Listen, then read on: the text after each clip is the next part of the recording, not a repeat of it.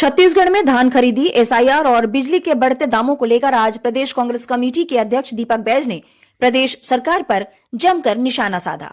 PCC chief Deepak Baij ने सबसे पहले किसानों से जुड़े मुद्दे धान खरीदी को लेकर सरकार की मंशा पर सवाल उठाए हैं। दीपक बैज ने कहा है कि प्रदेश भर में 15 नवंबर से धान खरीदी शुरू हो चुकी है, लेकिन आज दूसरे दिन ही धान खरीदी केंद्र के कर्मचारी हड़ताल पर हैं। उन्होंने आरोप लगाया है कि सरकार हड़ताल खत्म करने के लिए कोई भी प्रयास नहीं कर रही है। दीपक बैज ने कहा है कि सरकार कर्मचारियों पर एफआईआर दर्ज करा रही है और उन्हें बर्खास्त भी कर रही है, जो कि सरकार का तानाशाही रवैया दिखाता है। इसके अलावा बिजली के बढ़ते बिलों को लेकर भी कांग्रेस ने सरकार की नीति पर सवाल खड़े किए। बैज ने आरोप लगाया है कि कोयले के दाम कम होने के बावजूद भी बिजली महंगी हो रही है और पिछले 2 साल में 4 बार टैरिफ बढ़ाए गए हैं। उन्होंने स्मार्ट मीटर को लेकर भी सवाल उठाए हैं। दीपक बैज ने एसआईआर प्रक्रिया पर भी सवाल उठाते हुए कहा है कि चुनाव आयोग का दावा है कि कई जगहों पर बीएलओ फॉर्म बांट चुके हैं, लेकिन जमीनी हकीकत कुछ और ही है। पीसीसी चीफ ने राजधानी रायपुर में भाजपा पार्षद के द्वारा एक बीएलओ को धमकी देने की घटना का भी जिक्र किया और आरोप लगाया है कि विपक्षी दलों के नाम काटने के लिए बीजेपी अब दबाव बना रही है। 2739 केंद्रों में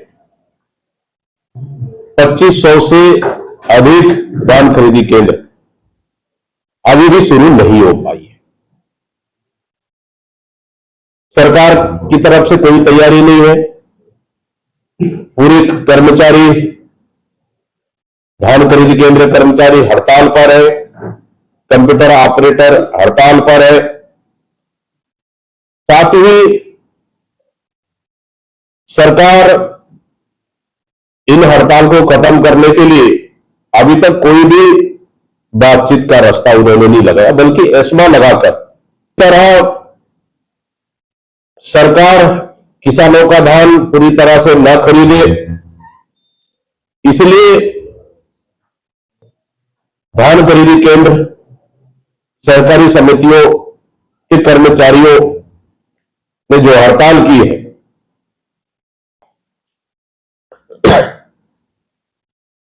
छत्तीसगढ़ के पूरे प्रदेश में एसआईआर का काम चल रहा है।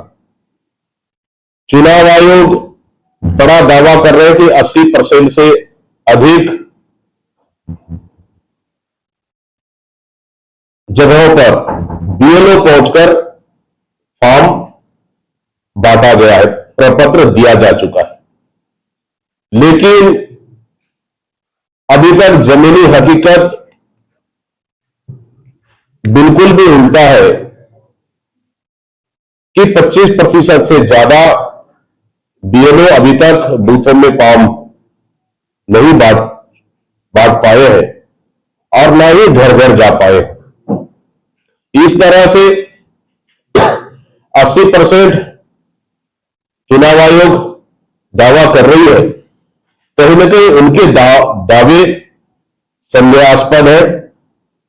इसलिए हम लगातार कह रहे हैं कि बीएलओ अगर हर घर में जाना चाहिए, बीएलओ को अगर जा रहे हैं तो उन घरों से उन्हें पुष्टि प्रमाण पत्र लेना चाहिए, ताकि यह पता चले कि हां बीएलओ हमारे घर में या इस घर में पहुंचा है, ताकि सभी जो मतदाता है वो अपना फॉर्म भर सके और नए नाम जोड़ सके, जो खत्म हो चुके हैं उनका नाम काट सके, तो एक्चुअल एसआईआर का लाभ हो। इसके लिए बीएलओ घर घर पहुंचकर उनको पुष्टि प्रमाण पत्र लेने की आवश्यकता है, ताकि इसकी सत्यता क्लियर हो सके।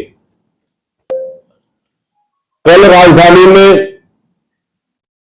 एक भाजपा नेता, भाजपा के पार्षद द्वारा बीएलओ को बकायदा धमकाया जा रहा है, धमकी दिया जा रहा है।